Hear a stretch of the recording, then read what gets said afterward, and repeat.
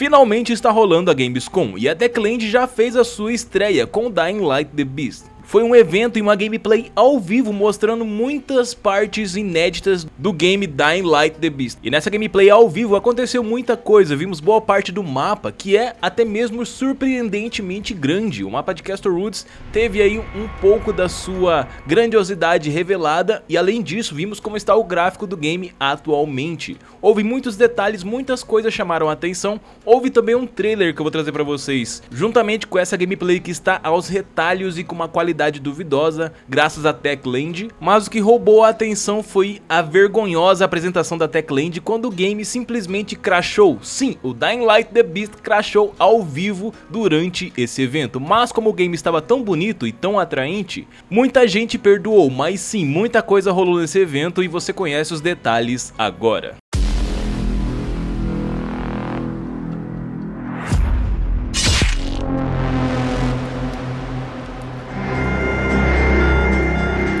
O tão aguardado momento em que a Techland faria sua apresentação na Gamescom finalmente chegou, e com isso tivemos muitas novidades e muitos detalhes. É claro que o game está muito bonito, muito atraente, e é óbvio, foi revelado também muita coisa nessa gameplay, podemos ver aí boa parte do mapa e também tivemos um gostinho de como está o Dying Light The Beast. Infelizmente não tivemos tantos detalhes que valem a pena ser destacados, até porque a gameplay é o ponto-chave desse evento, então muita coisa a gente já sabia e o pouco que foi destacado não vale a pena ser citado, até porque muitos viram o evento. O maior destaque é sem dúvida os gráficos que estão lindos, a gameplay também está muito boa, a visível melhoria nos efeitos do fogo e é claro, a parte mais assustadora que pegou todo mundo de surpresa e também o próprio desenvolvedor que estava jogando o game. Sim, Dying Light The Beast crashou em um PC que foi dedicado somente a ele. Esse PC tinha uma única coisa instalada, que era o Dying Light The Beast, um PC totalmente limpo, configurado para rodar o game e simplesmente não tancou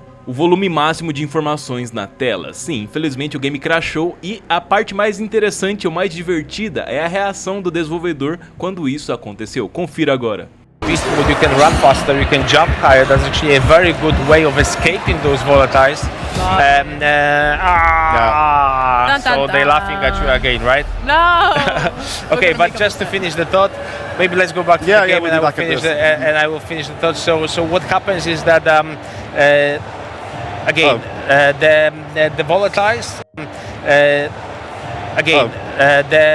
the volatiles. Eu não sei vocês, mas é bem divertido e interessante ver esse tipo de reação, mas também é preocupante, até porque Dying Light The Beast está com uma série de problemas antes do seu adiamento e esse é um conteúdo pós-adiamento, então é um pouco preocupante saber se nós vamos conseguir rodar esse game com toda essa qualidade e com toda essa fluidez, ou se irá haver um downgrade absurdo na qualidade gráfica, até porque eles estão fazendo uma parceria com a Nvidia da série 50 da Nvidia, que é as placas mais fortes e mais atuais do mercado atualmente. Então com certeza eles vão fazer propaganda como já estão fazendo do DLSS 4, que é uma tecnologia presente nessas novas placas. Então em resumo eles estão focando o game para rodar bonito usando essas muletas que é o DLSS e o FSR. Então em resumo podemos nos preparar para uma péssima otimização e um downgrade absurdo na qualidade. Eu estou falando aí de gráficos totalmente desfocados e serrilhados.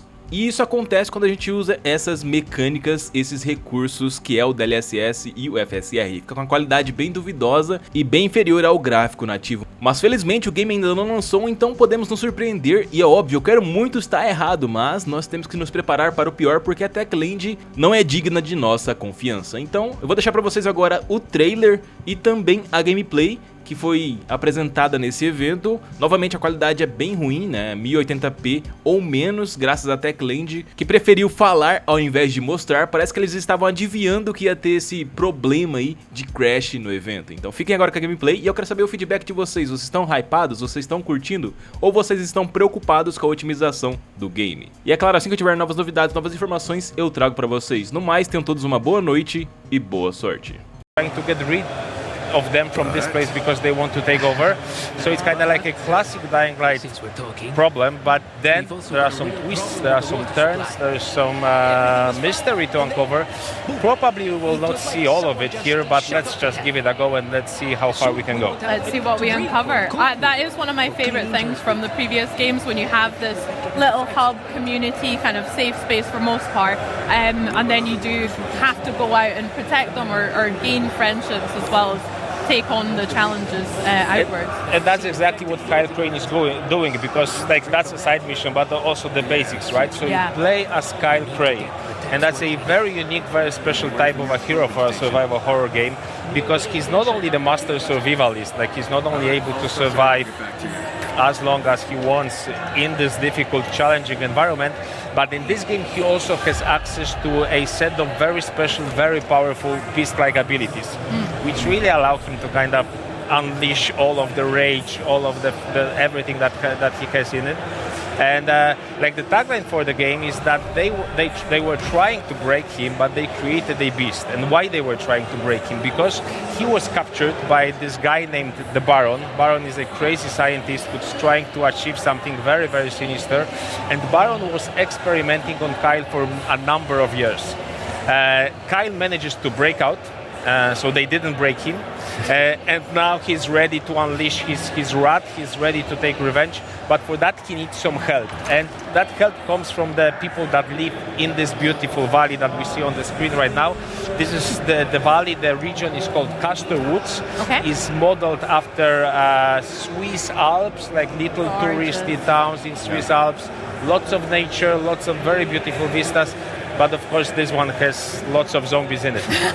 Perfect holiday. Yeah, exactly. I mean, if there was a zombie apocalypse, I'd probably go to the Swiss Alps as well, Yeah, just of course, to see it. of course. But yeah, of course. Like the high season for zombies is there all the time. And actually, what we have here, so the town in the middle of the map is actually built to be almost like a parkour paradise. We really wanted to squeeze as much as possible out of this location, so players are able to seamlessly showcase all of the parkour skills, jump, run, wall run, slide, connect all of that together.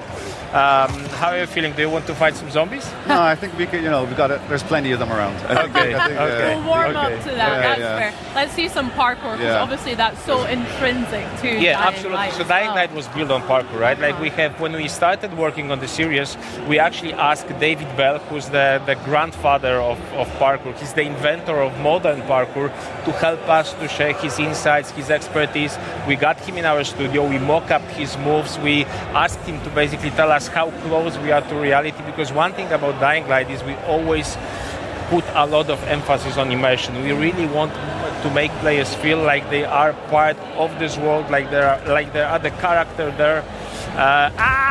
Come on, Aaron! Like the whole QA department is looking at you. No.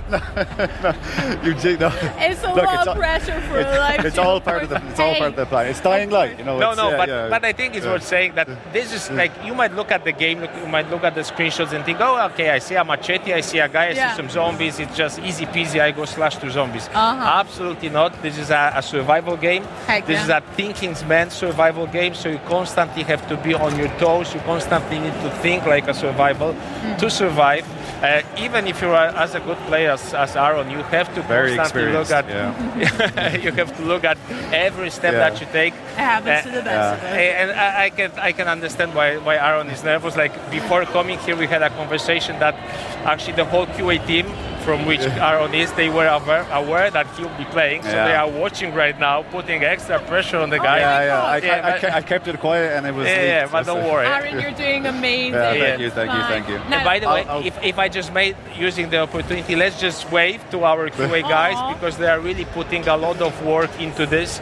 They are the most important part of the dev team in this very final stretches of the production, because we are basically just 4 weeks from releasing the game. So exciting. Yes, so very close. Actually, maybe we can loot some stuff, right? Yeah. I think it's a good chance here. I love this layout so far. I mean, the town itself feels a little bit on the less living and breathing side of things for now, but it still feels so realistic, as if I've actually felt those textures and been in places like this before. Yeah, so actually this is something that we are very proud about, because like the whole world has been handcrafted by our level artists. Yeah. And not only handcrafted, but also they've managed to put a lot of Easter eggs, in-jokes into the world. So like the posters you see there, like they have even scanned some of the items that they have in their homes, in their houses, and kind of brought them into like the virtual versions here in the game.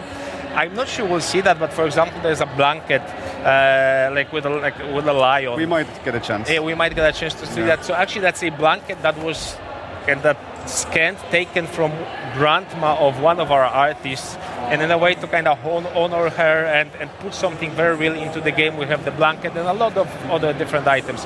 The whole map has been created by hand by our artists. That's why it feels so immersive. It feels real, like every square inch is different.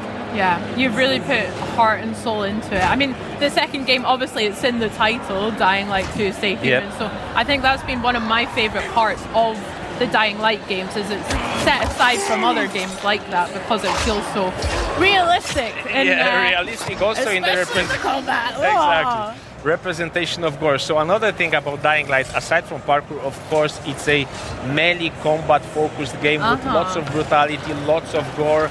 I think that's something that's very important in the zombie genre, that you really need to show the guts, you really need to show the blood, you really need to show the kind of the brains being exposed, the heads being cut.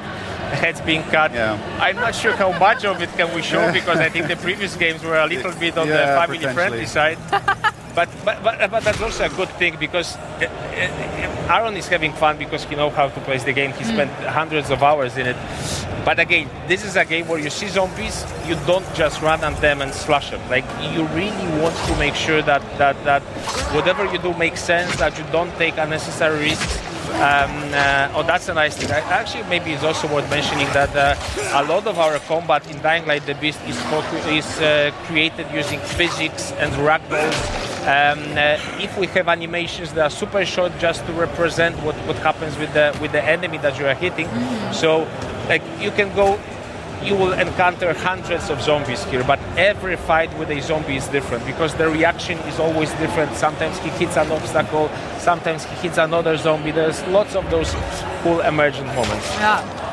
You were speaking about some of the melee weapons that we've used already, like we've had machetes and all sorts. What sort of weapons can we find in the world of Dying Light? There's more than 100 melee weapons, and of course the classic stuff for the genre. So I don't know, gas pipes, crowbars, machetes, hammers, axes, wrenches, things that you can basically find all around you. But also if you dig deep enough, and that's a very important aspect of Dying Light the Beast, that there are lots of secrets that you can actually uncover if you dig deep enough. You can find weapons like medieval swords, very unusual creations of the survivors. So really a lot of very fancy looking and fancy working and effective weapons that are really a lot of fun to play. I like the sound of a medieval sword. That sounds pretty badass, to be fair. Do you guys have favorites? What's your favorite weapon of choice? Samurai sword. Samurai, of course, like a classic. It's probably a boring answer, but yeah. But for me, actually, it's a flamethrower, something new to Dying Light the Beast. So for some reason, like, even though we are making zombie games, we didn't have a flamethrower before. So Dying Light the Beast, aside from the melee weapons and a big focus on firearms as well, introduces a number of new weapons. So flamethrower, grenade launcher, saw blade launcher, and a number of additional hidden stuff that you will have to find as you play the game. We are now leaving we are now leaving the town, and actually that's an example of one of the open world activities. Like, there are places like this spread all over the world with which you can interact. If you manage to survive, Aaron.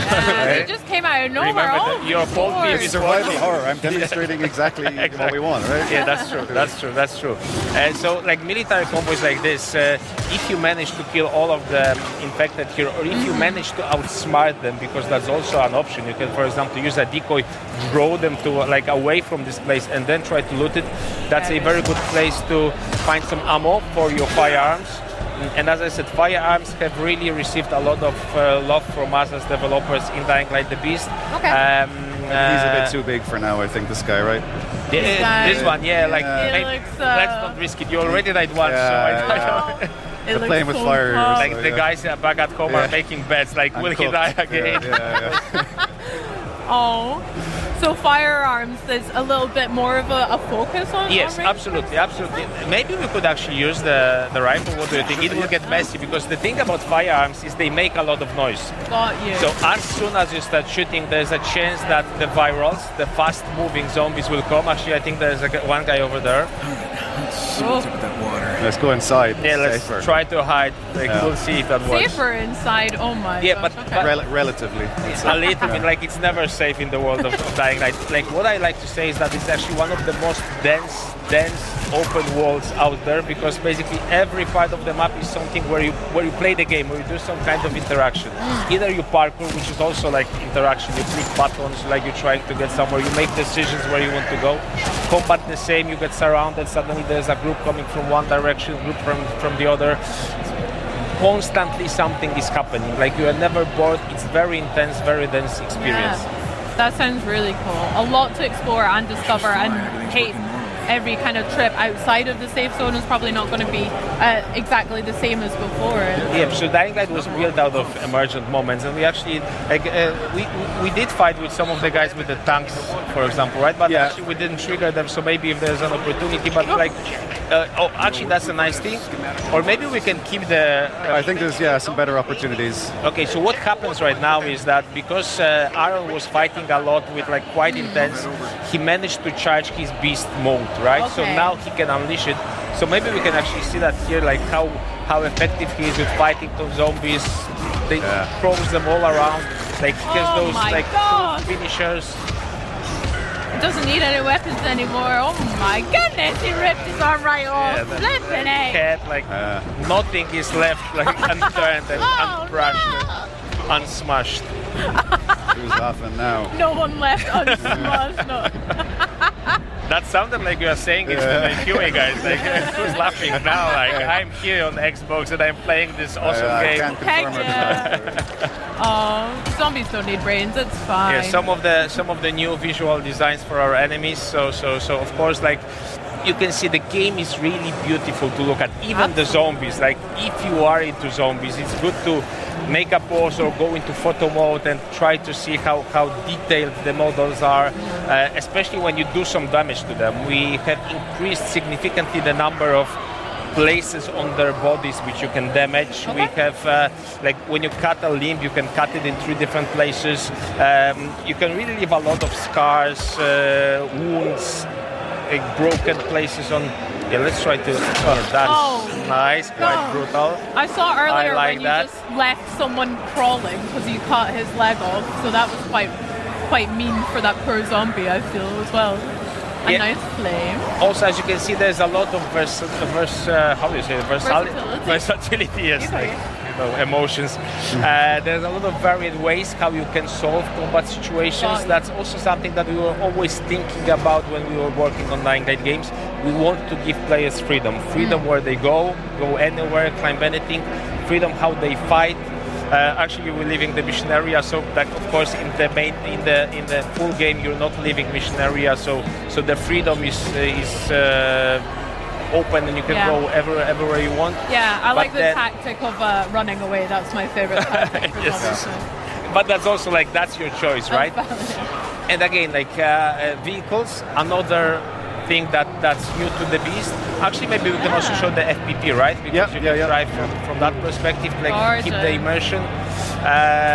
So it is like it's nice to roam through zombies, blast through zombies with your vehicle, giving you a little bit of those Carmageddon vibes. But again, like a little reminder, this is a survival game, right? So like you need to think about how damaged your vehicle is, and the gas. We're about to run out of gas. Exactly, doesn't have gas. So I think we are slowly running out of gas. So got to find a gas station. That's exactly. going on, right? I'm not sure they're still working. You know, Oh, man.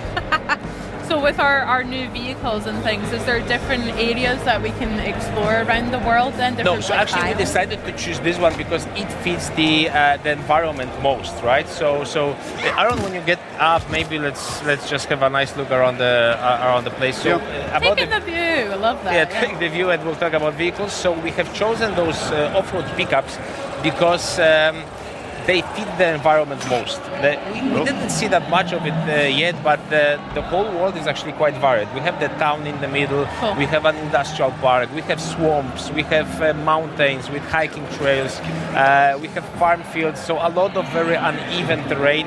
So off-road pickups seem to be most fitted to this kind of environment. So yes, you are driving that vehicle. There might be some things hidden, but I'm not spoiling that too much. But then you're also able to customize the visuals of the vehicle a little. So there's still quite. Oh, I think that's the blanket that I was. Yeah. This was the. So this is actually the real blanket that you can find in one of our level artist grandmothers. Actually, at one of the playtests, some guy met me.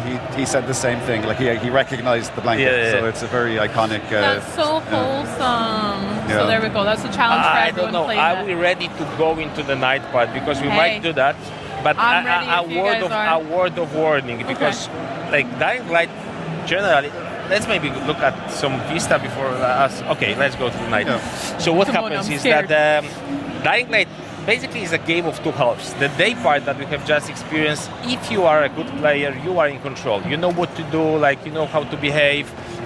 You will kind of find your way around in this apocalypse. But the night part is something completely different. What happens is the volatiles, and I will scare you a little, so kind of sit tight.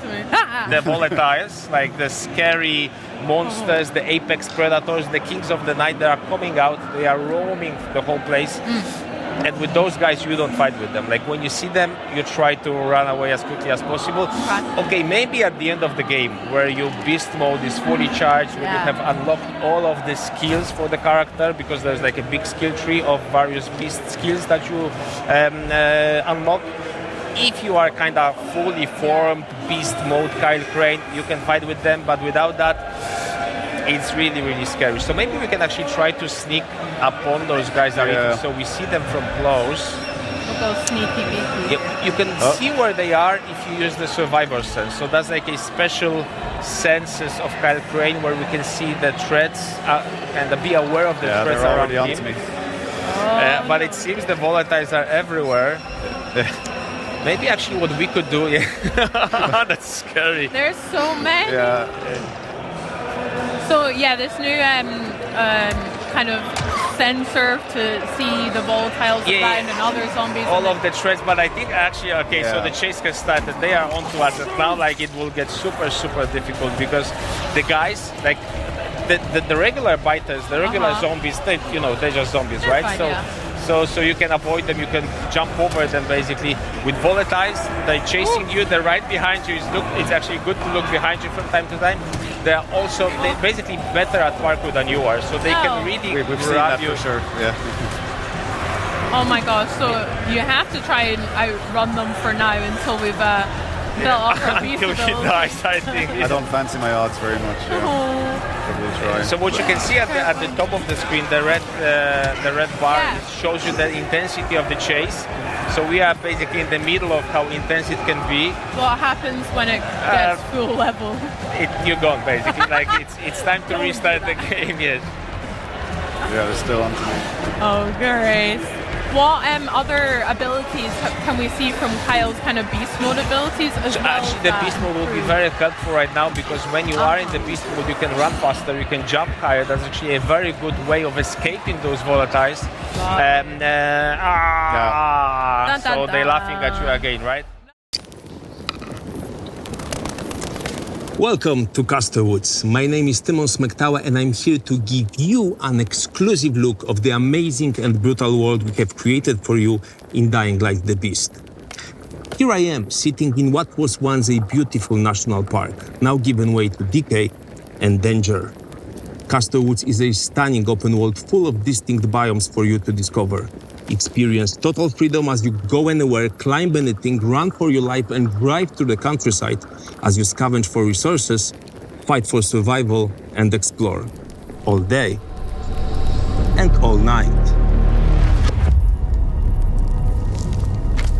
But whatever you do, please remember, never, absolutely never underestimate the horrors of Castor Woods. Biters, once unsuspecting tourists, now roam the landscape mindlessly.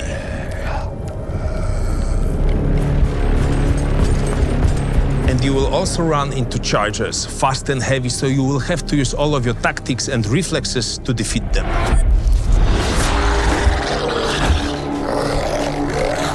And when you're brave enough, go toe-to-toe with a volatile, the apex predator, the king of the night, a monster so powerful it's practically unbeatable.